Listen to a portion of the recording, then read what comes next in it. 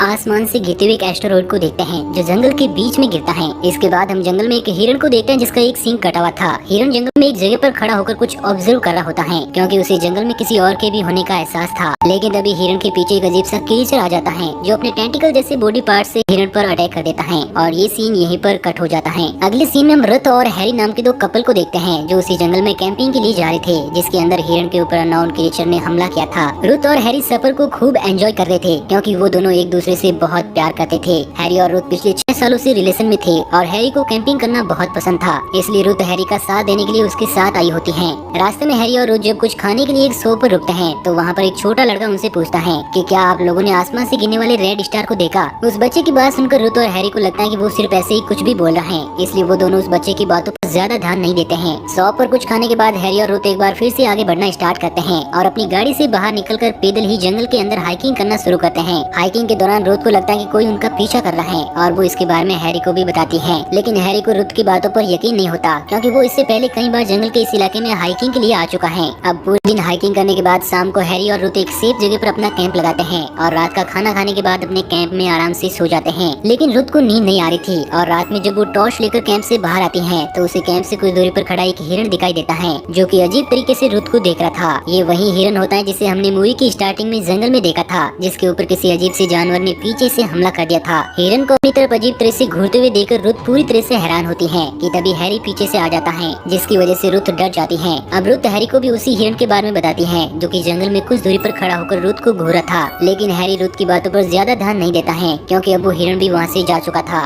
अगली सुबह Harry Ruth के साथ हाइकिंग करते हुए आगे बढ़ता है और जल्दी वो दोनों जंगल से बाहर समुद्र के पास आ जाते हैं जहाँ से समुद्र का एक खूबसूरत नजारा दिखाई दे रहा था। रुथ इस खूबसूरत नजारे को देखकर बहुत ही खुश होती है और इस मौके का फायदा उठाकर हैरी रुथ को शादी के लिए प्रपोज भी कर देता है। लेकिन अचानक से रुथ की हालत खराब होना शुरू हो जाती है और उसे पैनिक अटैक आने लगते हैं। दरअसल अक्सर रुथ को ऐसे पैनिक अटैक आते रहते हैं, इसलिए रुथ जहाँ पर भी जाती है वो अपनी मेडिसिन साथ ले जाती है। रुथ की हालत बिगड़ता देखकर हैरी जल्दी से रुथ को उसकी मेडिसिन खिलाता है जिससे रुथ को थोड़ा आराम मिलता है। नॉर्मल होने के बाद रुथ हैरी के प्रपोजल को एक्सेप्ट नहीं करती है क्योंकि वो अभी शादी के लिए रेडी नहीं थी। इसके बाद वो दोनों वापस जाने के लिए निकल पड़ते हैं क्योंकि रुथ के प्रपोजल एक्सेप्ट न करने की वजह से अब हैरी का मूड भी खराब हो चुका था। रास्ते में रात होने पर रुथ और हैरी जंगल में एक सेफ जगह पर अपना कैंप लगाकर रुकते हैं। रुथ हैरी से बात करने की काफी कोशिश करती है, लेकिन अब क्योंकि रुथ ने हैरी की शादी का प्रपोजल रिजेक्ट कर दिया था इसलिए रुथ और हैरी के बीच में आर्गुमेंट होना शुरू हो जाता है और हैरी रुथ से गुस्सा होकर अपने कैंप में सो जाता है। अगली सुबह जब रुथ उठती है तो वो देखती है कि हैरी वहाँ पर नहीं था और उसने रुथ के लिए एक नोट छोड़ा था जिसमें उसने लिखा था कि वो अपना मूड ठीक करने के लिए जंगल में वॉक पर जा रहा है और जल्द ही वापस लौट आएगा। अब रुथ जंगल में उस जगह पर बिल्कुल अकेली थी, इसलिए वो अपने डॉक्टर को कॉल करती है ताकि अपने हेल्थ के बारे में कुछ पूछ सके। लेकिन जंगल में नेटवर्क न होने की वजह से रुथ का उसके डॉक्टर से बात नहीं हो पाती है और रुथ नेटवर्क ढूंढते हुए जंगल में इधर उधर घूमने लगती है। कुछ दूरी पर जाने के बाद रुथ के मोबाइल में नेटवर्क आ जाता है और उसके डॉक्टर को कॉल भी लग जाता है, लेकिन रुथ अपने डॉक्टर से बात किए बिना ही कॉल कट कर देती है और कुछ दूरी पर उसे एक हिरण की डेड बॉडी दिखाई देती है जिसे किसी ने बहुत ही बुरी तरह से मारा था और अब उसकी पूरी बॉडी पर किसी अननोन ब्लैक थिंग का कब्जा था। ये हिरण कोई और नहीं बल्कि वही हिरण होता है जिसके ऊपर किसी अजीब से दिखने वाले जीव ने हमला किया था। रुथ ये सब देखकर पूरी तरह से डर जाती है, लेकिन अब वहाँ पर हैरी भी आ जाता है जिसे देखकर रुथ को थोड़ी हिम्मत मिलती है और वो हैरी को सारी बातें बता देती है कि ये हिरण वही है जिसने उसे जंगल में घूरा था। रुथ की बातें सुनकर हैरी उसे समझाता है कि जरूर तुम्हें कोई गलतफहमी हुई होगी क्योंकि इस विशालकाय जंगल में एक से दिखने वाले बहुत सारे हिरण रहते हैं। इसके बाद हैरी रुथ के साथ वापस से अपने कैंप में आ जाता है जहाँ पर वो रुथ को समझाता है कि जरूर वो हिरण किसी खतरनाक बीमारी की चपेट में आने की वजह से मारा गया होगा और तुम्हें डरने की कोई जरूरत नहीं है क्योंकि जब तक मैं तुम्हारे साथ हूँ तुम्हें कुछ नहीं होने दूंगा। अगली सुबह जब हैरी सोकर उठता है तो वो रुथ के लिए नाश्ता बनाने लगता है ताकि रुथ अच्छा फील करे।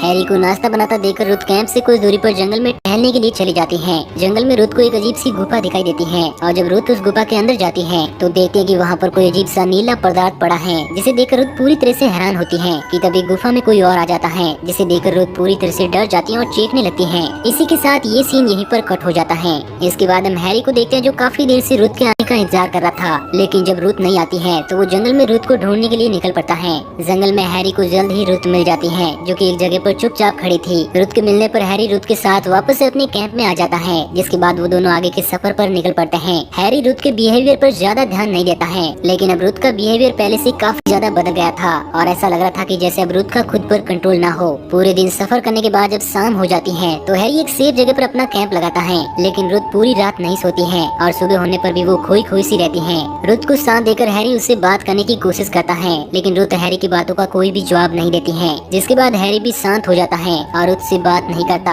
कुछ देर बाद रुथ अचानक से हैरी से बातें करने लगती है और उससे कहती है कि मैंने शादी के लिए इनकार करके बहुत गलत किया और अब मैं चाहती हूँ कि तुम मुझे शादी के लिए वापस से उसी जगह पर प्रपोज करो जहाँ पर पहले किया था। हैरी रुथ से बहुत ज्यादा प्यार करता था, इसलिए वो तुरंत इसके लिए राजी हो जाता है और इसके बाद रुथ और हैरी जंगल से बाहर समुद्र के पास आ जाते हैं, लेकिन अचानक से रुथ हैरी पर अटैक कर देती है और उसे धक्का देकर चोटी से नीचे गिरा देती है। चोटी से नीचे गिरने पर हैरी एक चट्टान से टकराता है, जिससे उसकी वहीं पर मौत हो जाती है। हैरी को चोटी से नीचे गिराकर मारने के बाद रुथ जंगल में तेजी से भागने लगती है और काफी देर तक भागने के बाद रुथ थक कर एक जगह पर रुक जाती है। अब यहाँ पर वायन और रे नाम के कपल आ जाते हैं, जो रुथ को जमीन पर पड़ा देखकर उससे पूछते हैं कि उसे क्या हुआ है। इस पर रुथ वायन और रे को बताती है कि उसे कुछ भी याद नहीं है। रुथ की ऐसी हालत देखकर वायन और रे पुलिस को बुलाना चाहते हैं, लेकिन वो ऐसा नहीं कर पाते क्योंकि उनके मोबाइल में भी नेटवर्क नहीं था। अब वाइन और रे रुथ को अपने पास ही रखने का डिसाइड करते हैं। कैंप में वाइन रुथ से बात करने की कोशिश करती है, लेकिन रुथ वाइन की किसी भी बात का कोई जवाब नहीं देती है, जिसके बाद वाइन रे से बातें करने लगती है। तभी वहाँ पर रुथ आ जाती है, जिसके हाथों में वाइन और रे का चाकू था।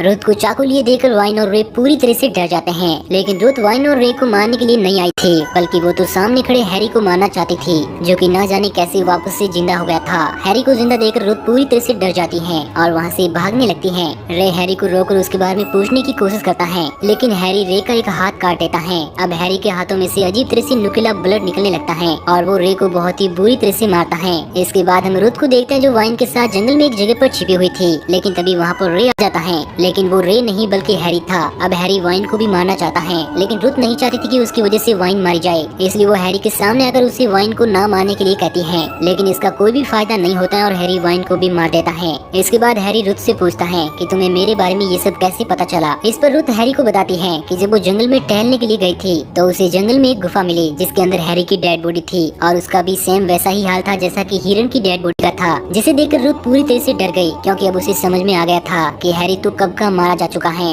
और उसके साथ जो हैरी बनकर रह रहा है वो हैरी नहीं बल्कि कोई बहरूपिया है। ये सब जानकर रुथ पूरी तरह से डर गई और अब उसे पैनिक अटैक भी आने लगा, जिसके बाद रुथ ने अपना टेबलेट खाकर खुद को ठीक किया, लेकिन तभी वहाँ पर रुथ को ढूंढता हुआ वही बहरूपिया हैरी आ गया और इसी वजह से तब से रुथ काफी बदली बदली और डरी डरी सी रहने लगी थी। दरअसल मूवी की स्टार्टिंग में हम आसमान से गिरते हुए जिस एस्टेरॉयड को देखे थे, उसी एस्टेरॉयड के साथ एक एलियन अर्थ पर आ गया था, जो किसी भी जानवर या व्यक्ति का रूप ले सकता था। एलियन ने ही हिरन पर हमला करके उसे मारा था और हिरन का रूप लेकर जंगल में कैंपिंग करने आए रुथ और हैरी को घूर रहा था। मौका पाकर एलियन ने हैरी को मार दिया और हैरी का रूप लेकर रुथ के साथ रहने लगा, लेकिन वो रुथ को नहीं मार पाया क्योंकि हैरी रुथ से बहुत प्यार करता था और हैरी का इमोशनल ऑब्जर्व करने की वजह से एलियन भी रुथ से प्यार करने लगा। अब वो एलियन रुथ को भी मारना चाहता है, लेकिन हैरी की यादें और इमोशन को ऑब्जर्व करने की वजह से वो रुथ को नहीं मार पाता है, क्योंकि इससे पहले एलियन ने जितने भी प्लैनेट्स के एलियंस और जानवरों के इमोशन को ऑब्जर्व किया था, उनके अंदर किसी के लिए भी प्यार नहीं था और एलियन के लिए ये एहसास बिल्कुल नया था और वो एलियन इस फीलिंग को एंजॉय कर रहा था। अब मौका देकर रुथ एलियन से बचकर वहाँ से भागने लगती है, लेकिन वो ज्यादा दूर तक नहीं जा पाती